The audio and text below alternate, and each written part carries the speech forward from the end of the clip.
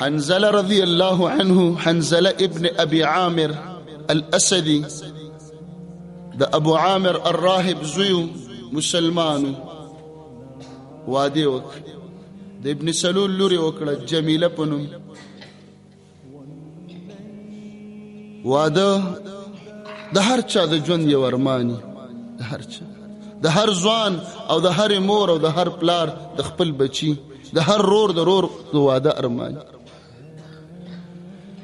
یو شپه تیره ناوی سره سحر آوازش حی علی الجهاد، حی علی الجهاد، جهاد تیار دے، جنگ تیار دے، محمد رسول اللہ علیہ السلام بغزا لزی.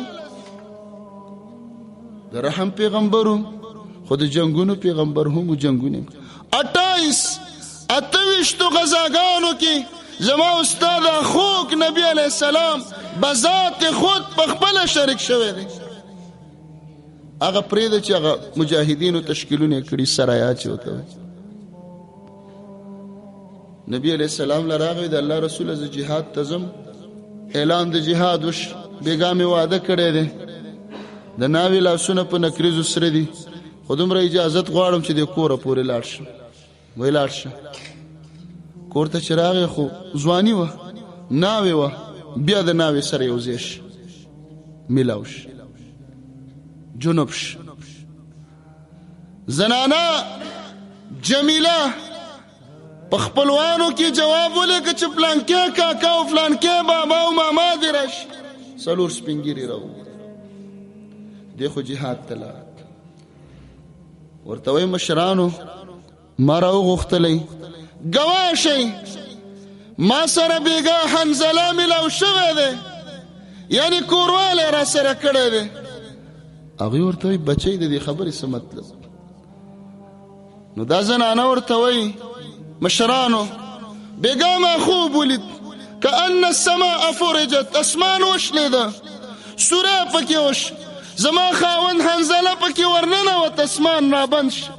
ما ته معلومیږي چې دا شهید کیږي، هسې نه چې 9 میاشتې پس الله ماله اولاد راکي.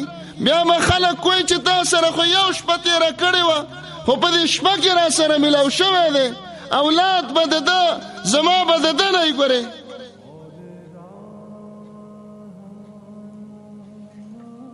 معرکه وشو. صحابه کرام لاړل،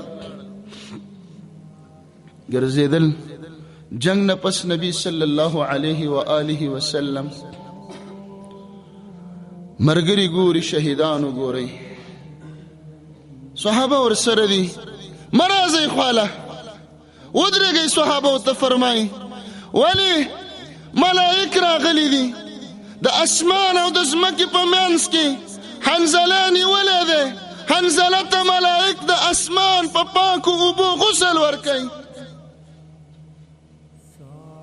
صحابه فرمایي رستو موږ وکت د ګیرې او سر نه اوبه څڅېدلې، نه بالټي و نه اوبه وې. غسیل الملائکه، ځوانو ډبل ځوانو، یو ځواني وه بل د واده وله شپه وه.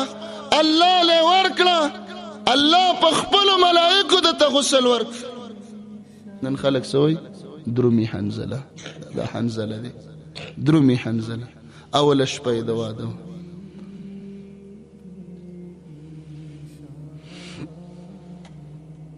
د اسلام دا ونه چې د غرونو ته راخوره شوه، جوماتونه او مساجد او مراکز او داسې پکې موږ ناست یو، بیانات او درسونه او علما دې ونې ته د ډېرو ځوانانو صحابه کرامو وینې پرېوتې دي، ځکه دا ونه دومره غټه شوه. داسې په قربانیو غټه شوې ده، او ځوانانو ورکړي دي، ټول شبابانو ورکړي.